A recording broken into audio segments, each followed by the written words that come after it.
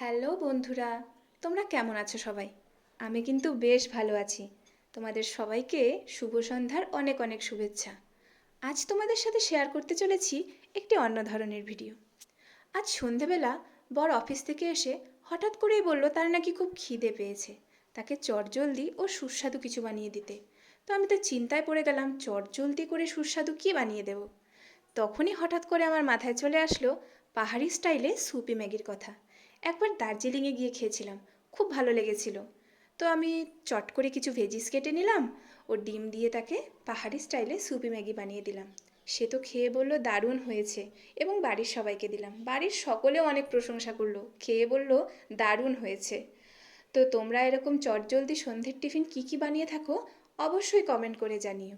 আর আমার ভিডিওটি যদি তোমাদের ভালো লেগে থাকে অবশ্যই একটি লাইক করে দিও।